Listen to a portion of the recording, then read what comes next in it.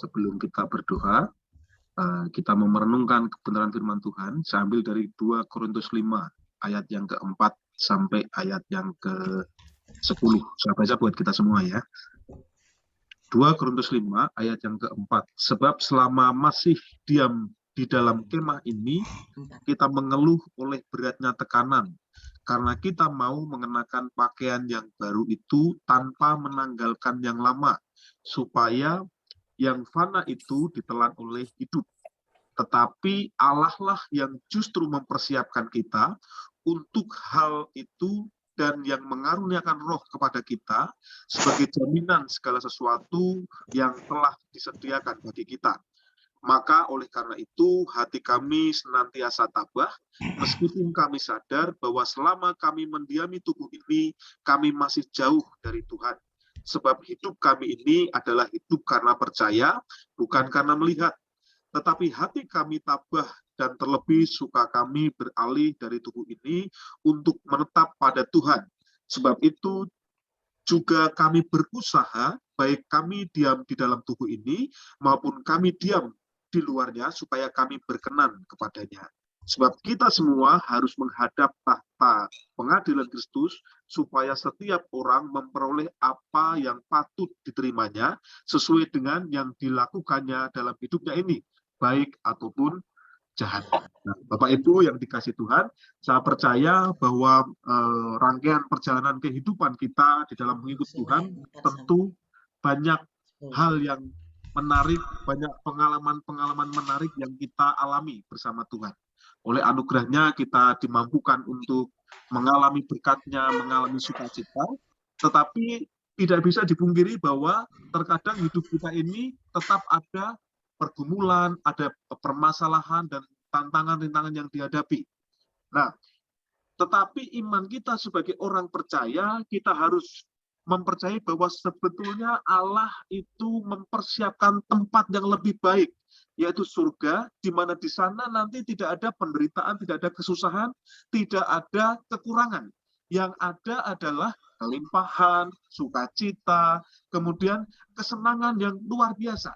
Jadi kalau hari-hari ini kita sedang mengalami pergumulan dan tekanan yang kita hadapi, maka firman Tuhan pada pagi hari ini mengajarkan kita di ayat yang ke-6 untuk kita menyadari bahwa kita harus tabah, kita harus sadar bahwa segala sesuatu pasti ada di dalam kendali Tuhan.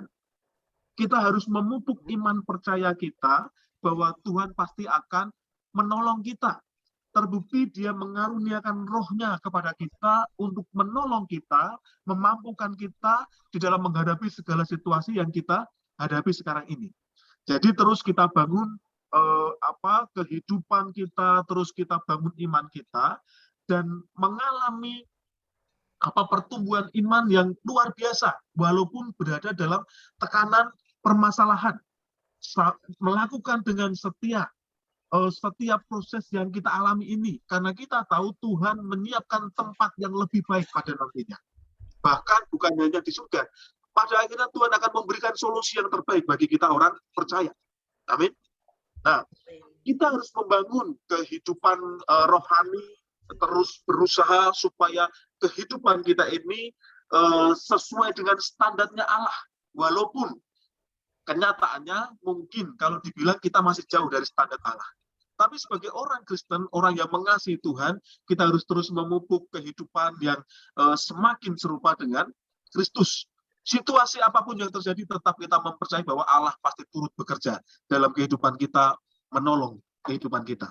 Di ayat yang ke-7, Bapak Ibu, dikatakan, sebab hidup kami ini adalah hidup karena percaya, bukan karena melihat. Itu adalah iman yang harus kita terus perkuat di dalam kehidupan kita. Situasi yang susah ini tidak membuat kita semakin jauh dari Tuhan.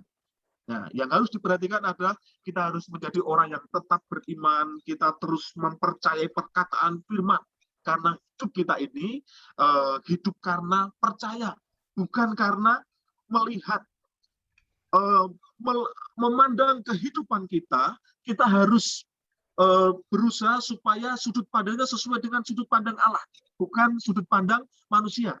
Karena kebiasaan kalau seseorang memandang kehidupannya sesuai dengan ukuran manusia, maka yang ada adalah kejatuhan, yang ada adalah putus asa, yang ada adalah tidak semangat, dan lain sebagainya. Tetapi kalau kita memandang seperti sudut pandangnya Allah, perspektif Allah, tentunya kita akan terus diperkuat iman kita. Tentunya iman itu akan terus muncul, dibangun kehidupan kita, tetap mempercayai kebenaran firman Tuhan. Kita tidak memandang bahwa kesusahan yang kita hadapi ini sebagai akhir dari segalanya. Tetapi kita melihat bahwa jauh ke depan nanti Tuhan pasti akan mempersiapkan sesuatu yang lebih baik. Nah, Bapak Ibu yang dikasih Tuhan, contoh simpel, kebetulan kita pasca ini, kemungkinan ketika kita melihat dengan cara pandang manusia, pada saat Tuhan Yesus disalib, maka itu adalah kegagalan di dalam keberadaan Yesus. Seolah Yesus tidak bisa menyelamatkan dirinya. Dia dicaci, dia dihina, tetapi ketika kita melihat dari sudut pandang Allah, itu adalah keberhasilan yang luar biasa. Jadi berbeda, contoh yang ini membuat kita semakin melihat bahwa rancangan Allah itu berbeda dengan rancangan manusia. Kehidupan yang kita hadapi ini mungkin susah, mungkin ada dalam tekanan, penderitaan, tapi iman kita sebagai orang percaya tetap meyakini bahwa rancangan Allah pasti sempurna dalam hidup ini. Yesaya 55 ayat 8 dan 9 dikatakan, sebab rancanganku bukanlah rancanganmu, dan jalanmu bukanlah jalanku, demikianlah firman Tuhan. Seperti tingginya langit dari bumi, demikianlah tingginya jalanku dari jalanmu, dan rancanganku dari rancanganmu. Itu adalah cara Tuhan bertindak. Dia tidak bertindak dengan sesuai dengan apa yang dipikirkan manusia, tetapi Tuhan bertindak melampaui apa yang ada di pikiran manusia. Maka terus kita bangun kehidupan kita, tetap beriman kepada Tuhan, tetap mempercayai perkataan firman. Hidup kita ini adalah hidup karena percaya, bukan karena melihat situasi tekanan hidup yang kita sedang hadapi sekarang ini.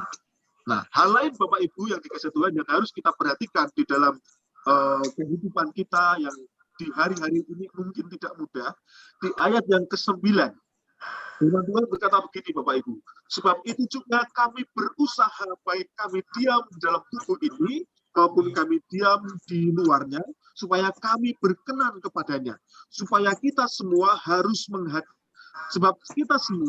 menghadap tahta pengadilan Kristus, supaya setiap orang memperoleh apa yang patut diterimanya, sesuai dengan yang dilakukannya dalam hidup ini, baik ataupun jahat. Nah, hal lain yang harus kita perhatikan adalah kita harus membangun komitmen hidup ini supaya kehidupan kita ini berkenan di hadapan Tuhan. Dengan jelas dikatakan bahwa setiap orang akan memperoleh apa yang patut diterimanya, baik ataupun jahat.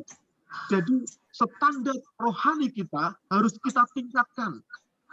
Kalau dari awal kita salah dalam menempatkan prioritas hidup, tentunya kita akan salah dalam bertindak. Tetapi pagi hari ini perenungan kita adalah kita berusaha untuk berkomitmen hidup yang berkenan kepada Tuhan, menempatkan prioritas yang hidup yang benar di hadapan Tuhan, supaya pada saatnya kita akan menikmati kebaikan Tuhan. Walaupun benar hidup kita ini adalah karena anugerah dan kasih karunia, tetapi kita didapati sebagai orang percaya yang tidak menyia-nyiakan kasih karunia anugerah Tuhan yang diberikan kepada setiap kita. Jadi dibangun komitmen untuk hidup ini berusaha berkenan kepada Tuhan. Kalau sejak awal kita sudah berkomitmen untuk hidup yang benar, hidup yang berkenan di hadapan Tuhan, benar dalam menempatkan prioritas hidup kita, maka otomatis standar hidup kita sebagai orang percaya akan berubah. Kita akan memikirkan sesuatu yang berkenan kepada Tuhan. Kita akan memiliki cara berpikir yang bagus, yang baik, yang itu yang sempurna. Dan bahkan cara bertindak kita, perbuatan kita tentu akan relevan dengan cara berpikir kita, yaitu menyenangkan hati Tuhan. Nah, Bapak Ibu, pagi hari ini itu adalah perenungan kita bersama-sama supaya setiap kita walaupun di dalam penderitaan, walaupun di dalam tekanan hidup yang kita hadapi, kita terus mengalami pertumbuhan iman, kita terus mengalami pertumbuhan rohani, dan kita terus berusaha melakukan sesuatu yang berkenan kepada Tuhan. Itu adalah hari-hari di mana kita terus didapati Tuhan, tidak melenceng dari kebenaran firman Tuhan, tapi komitmen kita jelas supaya hidup kita pada akhirnya nanti terus melakukan pekerjaan Tuhan, terus melakukan sesuatu yang berkenan di hadapan Tuhan. Itu firman yang ingin saya bagikan kepada setiap kita. Tetap semangat walaupun kita sedang menghadapi tekanan, yakinlah bahwa Tuhan pasti bekerja menolong hidup kita, dan pasti segala sesuatu mendatangkan kebaikan bagi kita orang percaya. Puji nama Tuhan, kita berdoa.